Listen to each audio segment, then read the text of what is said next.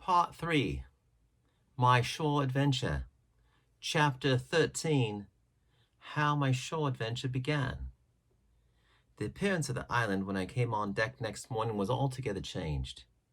Although the breeze had now utterly failed, we had made a great deal of way during the night, and we were now lying becalmed about half a mile to the southeast of the low eastern coast. Gray-colored woods covered a large part of the surface. This even tint was indeed broken up by streaks of yellow sandbrake in the lower lands, and by many tall trees of the pine family, out-topping the others, some singly, some in clumps, but the general coloring was uniform and sad. The hills ran up clear above the vegetation in spires of naked rock. All was strangely shaped, and the spyglass, which was by 300 or 400 feet the tallest on the island, was likewise the strangest in configuration, running up sheer from almost every side, and then suddenly cut off at the top, like a pedestal to put a statue on. The Hispaniola was rolling scuppers under in the ocean swell.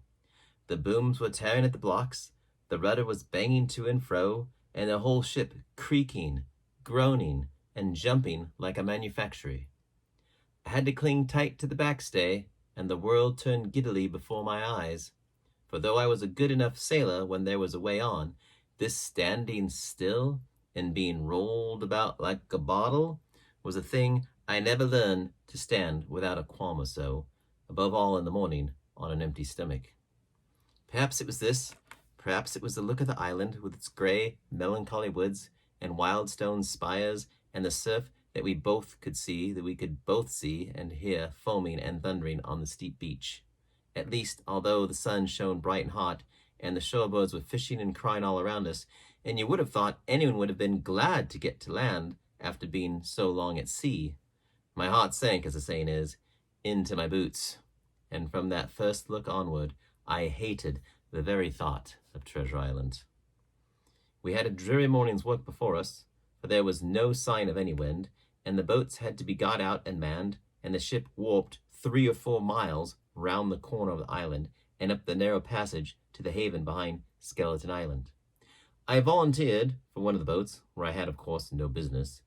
The heat was sweltering, and the men grumbled fiercely over their work. Anderson was in command of my boat, and instead of keeping the crew in order, he grumbled as loud as the worst. "Well," he said with an oath, "it's not forever." I thought this was a very bad sign, for up to that day, the men had gone briskly and willingly about their business, but the very sight of the island had relaxed the cords of discipline. All the way in, Long John stood by the steersman and conned the ship. He knew the passage like the palm of his hand, and though the man in the chains got everywhere more water than was down in the chart, John never hesitated once. "Aye, there's a strong scour with the ebb," he said, "and this here passage has been dug out, in a manner of speaking, with a spade." We brought up just where the anchor was in the chart, about 1/3 of a mile from either shore, the mainland on one side and Skeleton Island on the other. The bottom was clean sand. The plunge of our anchor sent up clouds of birds wheeling and crying over the woods, but in less than a minute they were down again, and all was once more silent. The place was entirely landlocked, buried in woods, the trees coming right down to high water mark, the shores mostly flat, and the hilltops standing round at a distance in a sort of amphitheater, one here, one there. 2 little rivers, or rather 2 swamps, emptied out into this pond, as you might call it, and the foliage round that part of the shore had a kind of poisonous brightness. From the ship, we could see nothing of the house or stockade, for they were quite buried among trees. If it had not been for the chart on the companion, we might have been the first that ever anchored there since the island arose out of the seas. There was not a breath of air moving, nor a sound but that of the surf booming half a mile away along the beaches and against the rocks outside. A peculiar stagnant smell hung over the anchorage, a smell of sodden leaves and rotting tree trunks. I observed the doctor sniffing and sniffing, like someone tasting a bad egg. "I don't know about treasure," he said, "but I'll stake my wig there's fever here." If the conduct of the men had been alarming in the boat, it became truly threatening when they had come aboard. They lay about the deck growling together in talk. The slightest order was received with a black look, and grudgingly and carelessly obeyed. Even the honest hands must have caught the infection, for there was not one man aboard to mend another. Mutiny, it was plain, hung over us like a thundercloud. And it was not only we of the cabin party who perceived the danger. Long John was hard at work going from group to group, spending himself in good advice, and as, for example, no man could have shown a better. He fairly outstripped himself in willingness and civility. He was all smiles to everyone. If an order were given, John would be on his crutch in an instant with the cheeriest "Aye, aye, sir," in the world, and when there was nothing else to do, he kept up one song after another, as if to conceal the discontent of the rest. Of all the gloomy features of that gloomy afternoon, this obvious anxiety on the part of Long John appeared the worst. We held a council in the cabin. "Sir," said the captain, "if I risk another order, the whole ship'll come about our ears by the run. You see, sir, here it is. I get a rough answer, do I not? Well, if I speak back, pikes will be going in 2 shakes. If I don't, Silver will see there's something under that, and the game's up. Now we've only one man to rely on." "And who's that?" asked the squire. "Silver, sir," returned the captain. "He's as anxious as you and I to smother things up. This is a tiff. He'd soon talk 'em out of it if he had the chance. And what I propose to do is to give him the chance. Let's allow the men an afternoon ashore. If they all go, why, we'll fight the ship. If they none of them go, well then, we hold the cabin and God defend the right. If some go, you mark my words, sir, Civil bring 'em aboard again as mild as lambs." And it was so decided. Loaded pistols were served out to all the sure men. Hunter, Joyce, and Redruth were taken into our confidence and received the news with less surprise and a better spirit than we had looked for. And then the captain went on deck and addressed the crew.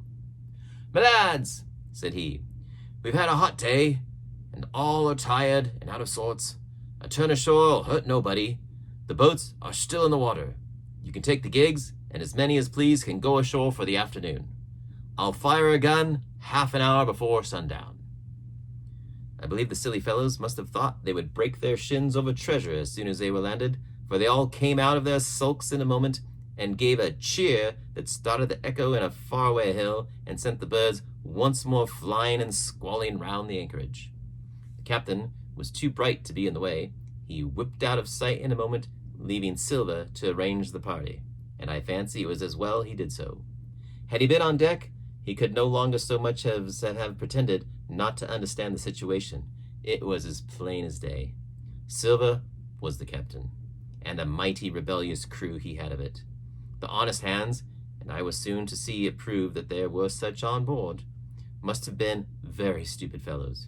Or rather, I suppose, the truth was this, that all hands were disaffected by the example of the ringleaders. Only some more, some less, and a few, being good fellows in the main, could neither be led nor driven any further. It is one thing to be idle and skulk, and quite another to take a ship and murder a number of innocent men. At last, however, the party was made up. 6 fellows were to stay on board, and the remaining 13, including Silver, began to embark. Then it was that there came into my head the first of the mad notions that contributed so much to save our lives. If 6 men were left by Silver, it was plain our party could not take and fight the ship.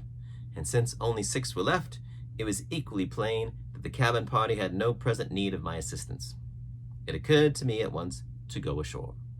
In a jiffy, I had slipped over the side and curled up in the fore sheets of the nearest boat, and almost at the same moment she shoved off.